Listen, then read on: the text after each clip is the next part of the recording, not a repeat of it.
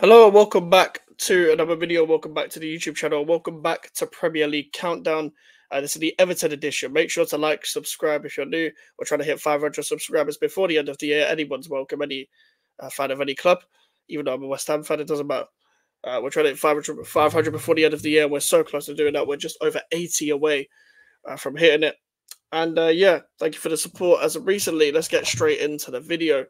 Yeah, Everton obviously did very well to survive relegation last season, given the fact that they almost didn't know their future in terms of the hands of the Premier League due to obviously financial breaches allegedly and them getting a points deduction because of that. Obviously, Nottingham Forest had the same. We'll come on to them probably next week whenever it leads to any alphabetical order. And they've actually been more active in business than I actually thought they would. And they've been doing some decent business from what I've seen. Now, I don't know if Jasper Lindstrom is any good. I've never watched him, but that is obviously someone in terms of like positionally wise that they would have needed.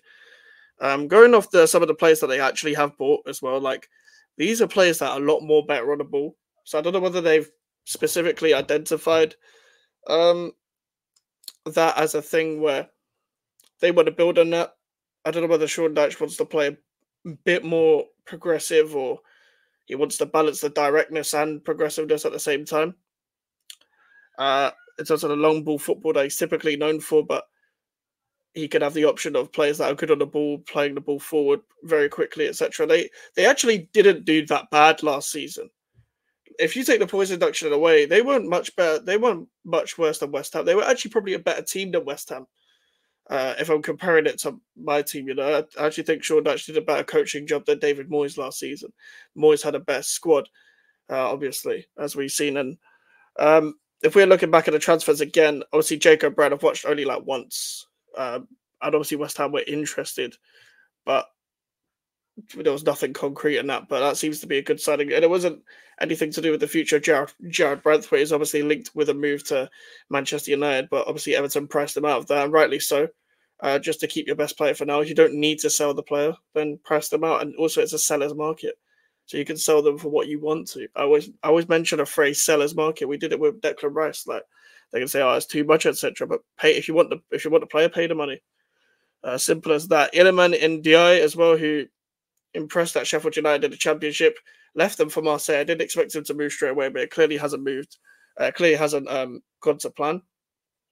Obviously, he is a Marseille fan. That is why he moved to Marseille, but um, clearly not in De Zerbi's plans. And he's a good player. He'll do well in the Premier League. He'll be one of the signings that goes under the radar if I was to make an early prediction as well. I don't know what the future Abdoulaye Doucouré is like because, for example, if they're going to play the 4-4-1-1 as they usually do with Everton or the 4-2-3-1, etc., Iliman Ndiaye is perfect just to play just in behind like a Beto or Calvert-Lewin. We'll come on to Calvert-Lewin in a minute. Obviously, Tim Iriburnham, funnily enough, has pronounced the guy's name, was obviously one of them PSR deals in exchange for Lewis Dobbin. I don't know if either player are going to be in the first team plans of Everton and Aston Villa. You'd imagine that Tim Burnham is going to be somewhat of a squad player.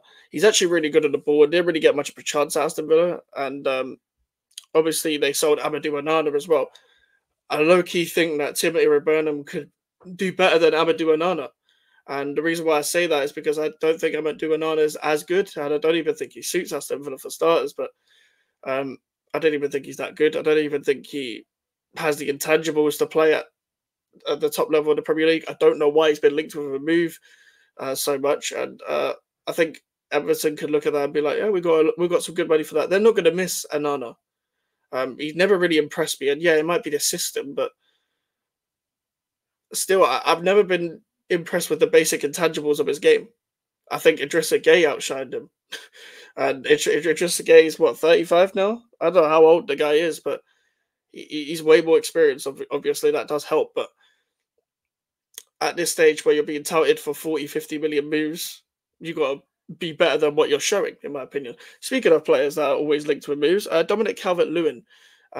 Again, another very overrated player. Someone that my club has been linked with for about 4 or 5 years. And luckily, we've turned down the offer of his agent offering him to us because the guy is not only just injury prone, but honestly, just not that good. And then, honestly, he might just be a victim of many injuries, if I'm being completely honest. But at the same time, like, outside of the Carlo Ancelotti season, like where Carlo Ancelotti had the full season with Everton, I've never really been impressed with Calvert Lewin. Like good two touch finisher, etc. But I didn't even really rate Ollie Watkins that much. But Ollie Watkins has way more intangibles than Dominic Calvert Lewin. I rate Ivan Toney and Solanke over him as well.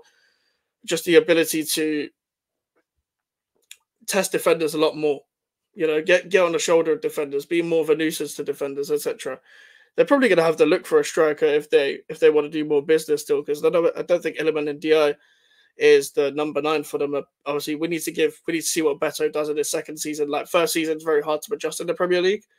And I know he didn't impress, but it's also his first season. You've got to give context for that.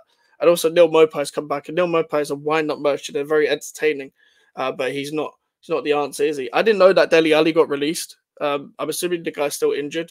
Fuck knows where his career is going to go.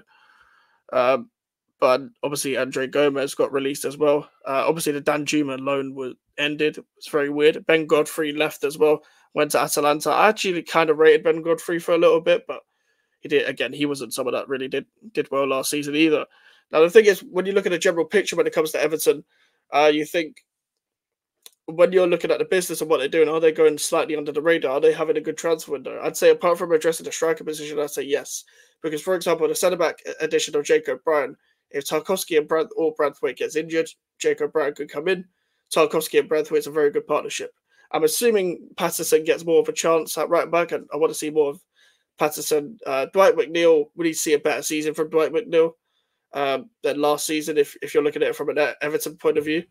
I don't think he didn't impress me at all last season. I think I want to say they extended the loan of Jack Harrison, but it's not on transfer marks, so let me know if you're an Everton fan watching in the comments. I'm going to actually look it up while I'm doing this video.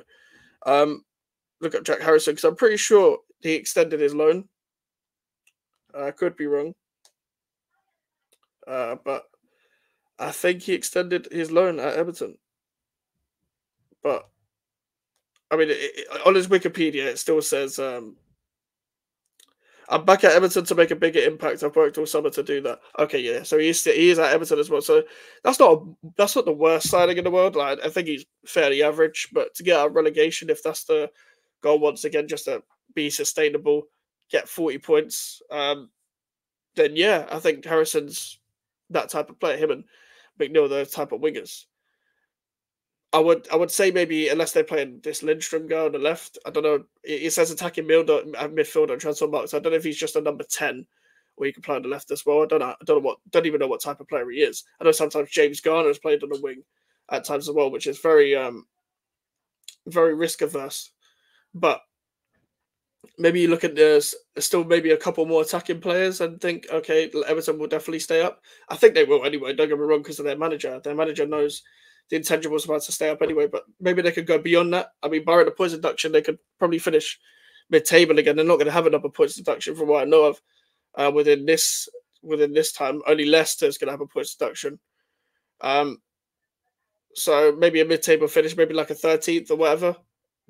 They might be similar to where I thought Brentford would be, where I imagine that Brentford would also be around the relegation battle, but maybe not get relegated and maybe just finish above those spaces. I think Everton might be around those spaces. I doubt they'll get top 10 or Europe or whatever like that, but if they do, then fair play. I think it's with Sean Dyche. I can understand the positives and negatives of him.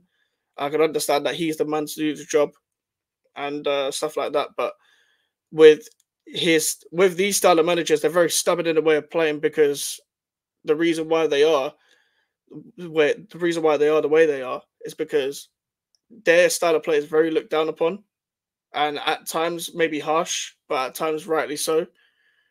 Style of play doesn't matter as long as it works. And sometimes you can look at Sean Dyche and think, can he take a club to the next level, etc., or is he just a mid-table manager, which isn't a bad thing? It's just you got to analyze these things. And you look at Sean Dyche and you think, as much as he knows the intangibles are staying up, his stubbornness may come into play when it comes to the general style of play in general. I know I said general a lot there.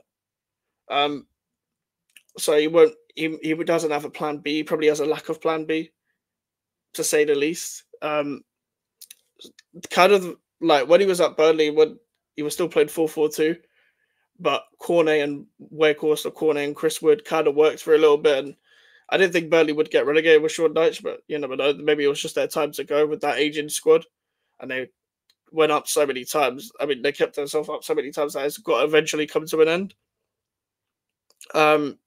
However, with Everton, they played a 4-4-1-1, almost Doucouré as a second striker when everyone's fully fit. Obviously, Doucouré kept them up a couple of seasons ago now, or just over a year ago, with that great goal against Bournemouth. So we'll see what Everton can do now. But the positives and negatives of Sean Dyche, you could look at either one. I wouldn't be mad if Everton fans would, like, just from a neutral angle, because I understand this. If Everton fans were like, okay, we need maybe a manager that can, get more out of this squad, because maybe there's more to get out of this squad, or maybe just coach the team in a different way to maybe score more goals, etc.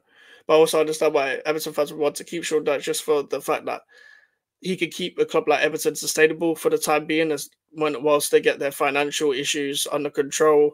The whole transition to the stadium move is going to be a struggle.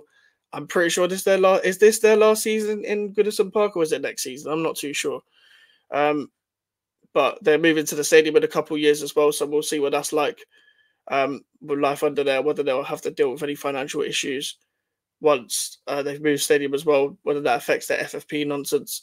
But I can understand the positives and negatives to do Everton. I think they'll be just fine, if I'm being completely honest. And I'm going to end the video right there. Make sure to like the video. Make sure to subscribe if you are new. The social medias are in the description if you want to follow me. The email for the inquiries. I'll see you guys later.